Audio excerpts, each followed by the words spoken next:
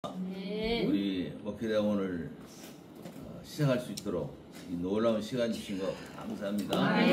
이번 한 학기에 우리가 믿음으로 승리하는 참으로 귀한 학기가 되게 하나님 도와주시고 우리가 학문하는데 잘 적응할 수 있도록 하나님 특별히 축복하여 주시옵소서. 이번 학기를 하나님께 온전히 맡겼고 예수님의 이름으로 기도합니다. 아멘. 우리 목사님들은 목회하는 것이 얼마나 어려운 것인가를 누구보다 잘 깨닫는데, 우리가 이제 구약에서 이스라엘 백성이 아브라함에게 하나님이 보존의 약속을 했어요. 너와 내 후손에게 또 가나안 땅을 주시겠다. 그래서 가나안 땅에 들어가는 그 길이 얼마나 오랫동안 걸릴지 모르겠어요. 우리가 잘 알다시피 애굽에서 400년 동안 이제 노예 생활하다가 출애굽을 하잖아요. 근데 이 이제 스토리가 물론 이제 그 당시에 사실적인 스토리지만은 오늘 우리 목회자들에게 적용되는 스토리라 이렇게 이해를 하면 더 의미가 이제 있다 이런 말씀이에요. 아멘. 이스라엘 백성이 가나안 땅을 정복한 길은 그 과정이 앞으로 오실 그리스도가 우리의 구속을 이루는 그 과정과 같다. 무슨 말씀이냐면 애굽에서 400년 동안 고통당하다가 홍해를 건넜어요. 홍해가 갈라졌잖아요. 또 광야에서 40년 동안 메추라기 뭐 만나를 줬어도 생수를 줬어도 아니다. 옛날에 애굽에서 먹고 살던 것이 좋다. 돌아가겠다. 이렇게 어려운 난관이 얼마나 많이 있었습니까? 또 시내산에서 십계명을 받을 때 많은 사람들이 우상을 만들지 말라고 그랬는데 또 금송아지를 만들었다. 나중에 성막을 만들어서 그 성막을 짊어지고 이제 우리가 잘 아는 요단강을 건너서 드디어 가나안 땅을 들어간다. 근데 그 프로세스가 이제 그 역사적인 사실이 오늘날 우리에게 똑같이 적용된다는 거예요. 다시 말하면 우리가 목회자로서 뭐 400년 동안 애굽에서 노예생활 안 했지만은 신앙생활 하기 전에 어려운 과정이 있을 수도 있어요. 그 다음에 은혜를 받아서 우리가 이 홍해를 건넜단 말이에요. 근데 홍해를 건너면 모든 게 끝난 것이 아니고 얼마나 어려운 것이 40년 동안 계속 어렵게 사탄의 전수주자에 우리를 힘들게 했지 않습니까? 근데 이 과정이 구약시대의 그 과정이 오늘 우리 목사님들이 목회하는 과정하고 같다. 이제 다시 말하면 요단강을 건너서 가나안 땅을 정복하는데 우리가 잘 알지 않습니까? 처음에 여리고성은 그렇게 두꺼운 이중 이 담을 쌓아놨는데도 요단강이 물을 갈라놓은 것처럼 여리고도 하나님께서 이기게 했는데 그 조그마한 성 아이성한테는 졌어요. 별 문제가 아닌데 아이성은 졌어요. 왜요? 하나님께 먼저 기도하고 해답을 받고 해야 되는데 우리가 여리고성 정도도 무너뜨렸는데 아이성 정도야 뭐가 어렵겠느냐. 아이성에서 오히려 1차 대패를 했어요. 특별히 그 성에 있는 모든 것을 뺐으면 하나님 나라에 확장하는 데 써야 된다는데 또 그렇지 않고 자기 개인적으로 사용한 사람도 있고 이래서 아이성에서는 첫 번에는 실패했지만은 두 번째 하나님께 여쭤보고 전쟁을 수행했을 때는 이겼다. 그럼 이 과정이 얼마나 오랜 세월입니까? 근데 이것들이 오늘 우리 목사님들에게 적용되는 것이란 말이에요. 우리가 가나안 땅 40년 동안 얼마나 어려움이 많았어요. 그러나 끝까지 하나님이 인도해 주시고 지켜줬다. 우리가 목사님들을 통해서 구약의 이 이야기가 바로 나의 이야기다. 다시 말하면 적과 꾸리는 가나안 땅에 참 들어가는 것이 얼마나 오래 걸렸어요. 다윗 때까지 보면 약 1000년 된 것 같아요. 그렇게 하나님의 약속이 늦게 이루어졌어요. 그런데 오늘 그 적용이 우리에게 적용되면 우리가 양들을 이끌고 어디까지요?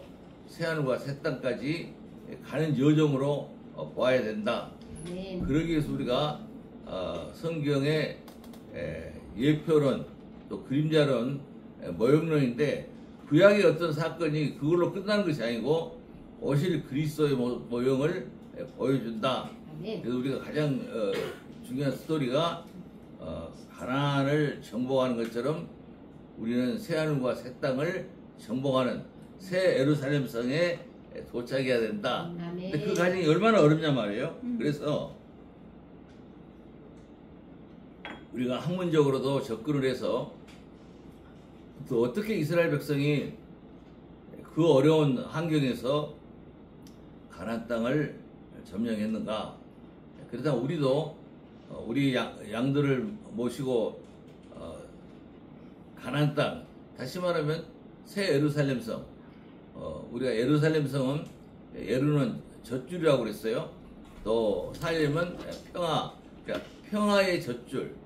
다시 말하면 우리가 천국에 가면 평화의 젖줄이에요. 거기에는 슬픔도 고난도 미움도 없는 하나님의 백성들이 사는 그런 귀한 영원한 생명을 살리는 그런 새 예루살렘, 우리가 거기를 이제 가야 된다. 그런데 그 가는 길이 얼마나 어렵습니까? 우리 목사님들의 목회 생활이 어떨 때는 좀 잘 나가는 것 같지만은 가면 갈수록 어려운 걸 느껴요. 세상 사람이 모르는 고독감, 어려움, 문제를 해결해 달라고 하나님께 매달려서 기도하는 거, 이 과정을 생각하면서 이렇게 느끼면 돼요. 하나님께서 그 모세와 같은 위대한 지도자를 세워서 이 요단강까지 갔는데 모세는 거기서 자기 생을 마쳐요. 또 모세 다음에 여호수아를 세웠잖아요. 여호수아가 가나안 땅을 마지막까지 점령하는데 최선의 노력을 했는데 자기는 가나안 땅에 들어가서 살아보지도 못하고 거기서 또 죽어요. 물론 이 말을 우리에게 적용하면 우리가 목회하는 현장이 내가 마지막 다 이룰 수 없다는 거예요. 모세처럼 하나님 우리를 쓰셨지만은 어느 날에는 이 후계자를 세워야 돼요. 그래서 후계자들이 하나님의 나라를 또 확장하도록. 그러나 여호수아도 여호수아 본받아 앞으로 가세 얼마나 귀한 찬송이 있습니까? 그런데 여호수아도 결국은 적과 꾸리는 가나안 땅에서는 살아보지 못했다. 이런 이제 말씀을 드리면 우리 목회자들이 성경을 공부하는 것이 가면 갈수록 어렵고 힘들다. 그렇게 해서 볼 수가 있어요. 그러니까 우리가 양들을 모시고 하늘나라에 가는데 미래는 숨겨져 있어요. 아니 이 여호수아도 미래를 정확하게 몰랐고 모세도 인도를 얼마나 잘했습니까? 그런데도 하나님께서 쓰는 시간이 정해져 있다. 그래서 우리는 내가 내 교회를 처음부터 시작해서 주님 모실 때까지 마무리하면 얼마나 좋겠어요. 그런데 하나님의 방법은 분명히 그것이 아니란 말이에요. 이렇게 물론 갈렙에게 이스라엘 백성 전체를 인계한 거 아니고 우리가 헤브론을 이 갈렙에게 줬잖아요. 그러니까 우리에게 맡은 양이 클 수도 있고 적을 수도 있어요. 그러나 우리 목회자들이 꼭 깨달아야 될 것은 이 여호수아가 가나안 땅에 들어가면서 우리가 이 길을 가보지 못했다. 마찬가지 우리도 새하늘과 새 땅을 우리가 인도하지만은 우리도 확실히 가보지 못했고 또 최고의 정점에서 하나님이 내 영혼을 불러갈 수도 있다. 그러므로 우리는 과정에서 너무 욕심부리지 말고 하나님께서 원하시는 날 거기까지만 최선을 다하는 것이 목회자의 임무지. 목회자가 내가 처음부터 끝까지 다 이루려고 그러면 얼마나 힘들고 어렵겠어요. 그래서 내 생명을 주는 그날까지 나는 최선을 다한다. 그래서 우리가 학문도 이렇게 하는 것입니다. 우리가 희망이 있지만은 우리 목회에 두려움이 많이 있어요. 미래 목회 생활이 그렇게 넉넉하지 않다. 제가 은퇴한 목사님들 80 넘은 목사님들만 모이는 모임이 있어요. 거기 가서 제가 한 달에 한 번씩 설교하다가 이제 하도 힘이 들어서 세 달에 한 번 하게 됐어요. 왜 그러냐면 목사님들 너무 어려워요. 그 70년 80년대 하나님의 교회를 영광스럽게 부흥했던 목사님들인데 은퇴해가지고는 서울에서 못 살아. 다 변두리로. 그래서 은퇴 목사님들 한 달에 한 번씩 모이면 대접해야지, 위로해야지. 그래서 우리 목사님들도 은퇴 준비를 제대로 해야 될 것 같아요. 은퇴 준비를 제대로 안 해놓으면 참 안타까워요. 내가 목사님들하고 대화를 해보면 연금 완전히 본인들이 최선의 수고를 했어요. 그런데 물론 이제 큰 교회에서 은퇴한 사람은 노후 보장을 해주는지 모르겠는데 조그마한 교회에서 쉽게 말하면 개척교회 하다가 개척교회로 끝나가지고 지금도 오히려 이 건물 비용을 버텨줘야 할 정도로 그렇게 목사님들이 어려워요. 나는 우리 목회대원생들은 머리를 잘 써서 이 말년이라 할까요? 은퇴 때 너무 쪼그라들면 그 이전에 화려하게 목회했던 그 과정이 다 무시가 될 것 같아요. 그래서 가능하면 국민연금도 들고 무슨 보험도 들어서 목사님들 노후 생활을 어느 정도 준비를 해야지. 그걸 안 하고 하나님이 끝까지 날 지켜줄 것이다. 그거 나도 믿어요. 그런데 목사님들 가서 보면 너무 초라해요. 어떨 때는 눈물이 날 정도예요. 이렇게 고생하신 목사님들이 여기저기 교회도 가기도 어렵다는 거예요. 목사의 타이틀을 가지고. 우리가 이 이스라엘 백성을 하나님이 훈련시켜서 젖과 꿀이 흐르는 과정을 내가 모세처럼 여호수아처럼 갈렙처럼 백성을 이끌고 가지만은 나의 끝이 마지막 젖과 꿀이 흐르는 가나안 땅까지 갔으면 좋겠는데 다 인도는 해놓고 마지막에 모세도 그렇잖아요. 가나안 베데아에서 거기가 요단강 바로 뜨개요. 거기까지 가가지고 요단강을 못 건너가. 또 여호수아는 요단강을 건넜지만은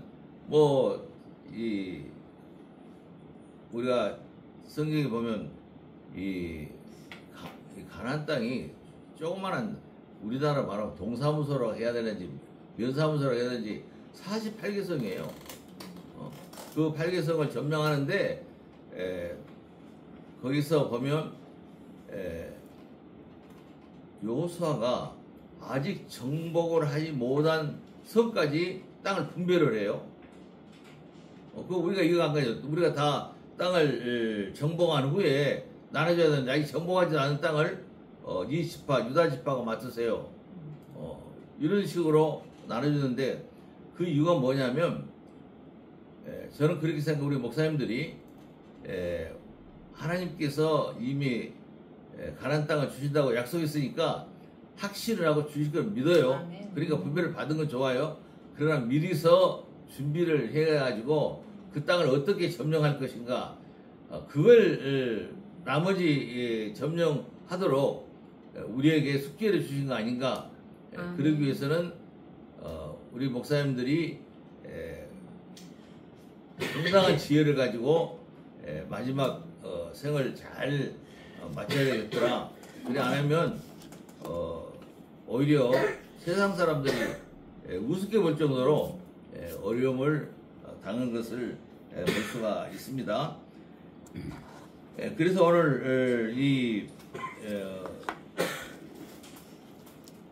가나안 땅을 들어갈 때 뭐 거인들이 나오고 또 여러 가지 어려움들이 있잖아요. 그런데 결국은 우리 목사님들에게는 준비를 잘해야 되고 또 목회 과정을 조심스럽게 해야 될 것 같아요. 목사님들이 한번 말을 잘못 해놓으면 그것이 교인들에게는 굉장히 오랜 상처가 되고 또 우리가 하나님을 철두철미 경외하는 그런 모습을 보여줘야 된다. 그래서 너희는 스스로 자신을 정결케 하라. 내일 당신을 통해서 목회자를 통해서 하나님이 큰 일을 하실 것이다. 네? 내일이라는 미래에 대해서 우리 목사님들이 잘 준비를 해야 될 것 같다. 나중에 보면 가나안 땅에 들어가서 옷을 빨잖아요. 뭐 여러 가지 의미가 있지만은 의복을 또 바꾸잖아요. 새로운 마음으로 도전을 한다. 그렇게 생각해서 우리 목회대원에서 공부할 때 나는 새롭게 지금까지 알았던 방법을 또 새롭게 성경 해석을 배울 수 있도록 그렇게 노력을 하면 이스라엘 백성 옷을 빨았고 옷을 바꾸어 입었고 또 영적으로 청결했다.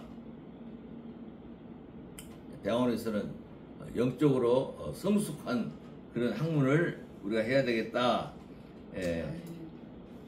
하나님께 우리 마음을 쏟자 이제 그런 말씀도 되겠는데 하나님의 약속을 강하고 담대하게 우리 목회자들이 붙들어야 되겠다.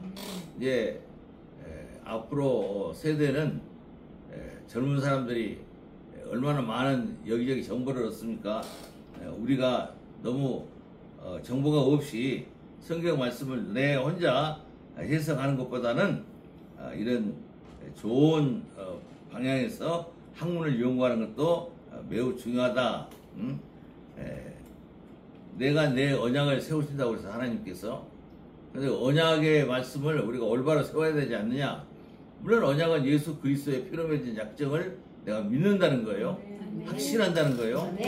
그래서 약속의 땅을 주신다 하면 그 약속의 땅까지 최선을 다 하는 것입니다.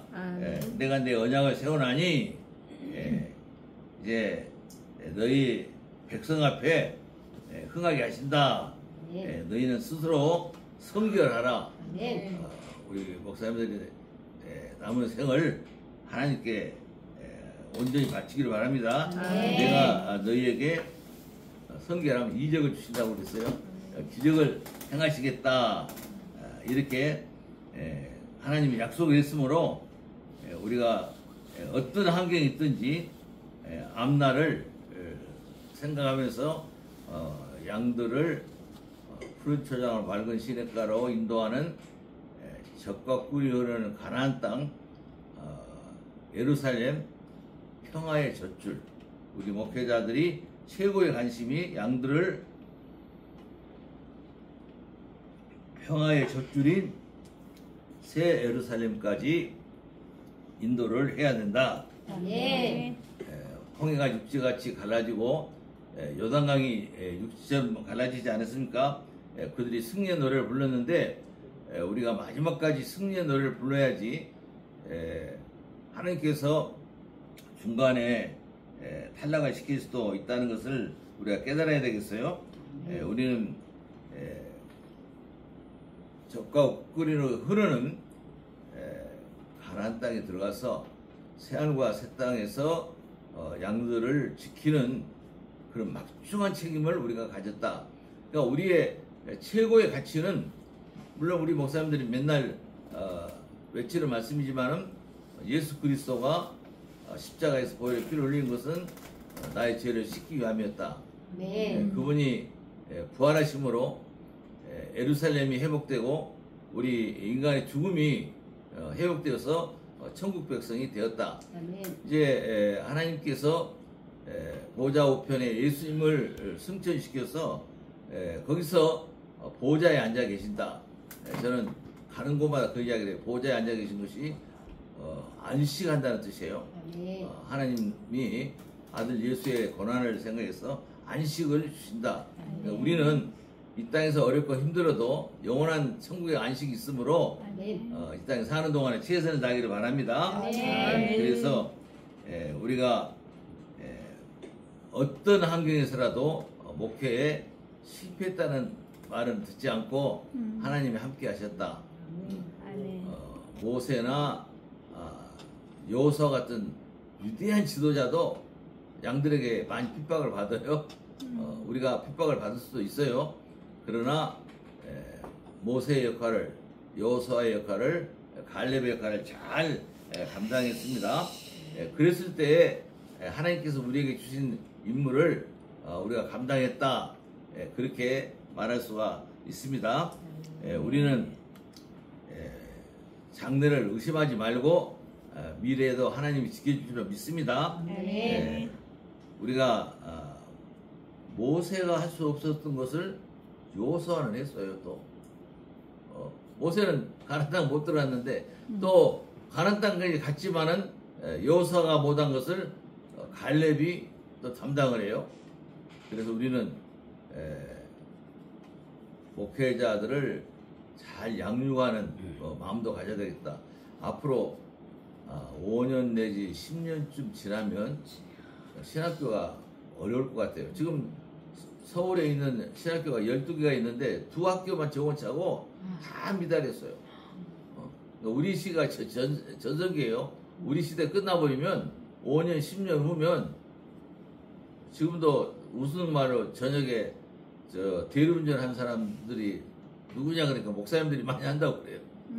그래서 우리가 목사님들 훈련을 잘 시켜서 우리 후계자들 잘 세워야지. 후계자 잘 못 세우면 여러분들 알잖아요. 우리가 중고등학교 다닐 때는 작년이 50명만 되면 주일학교는 100명 됐거든요.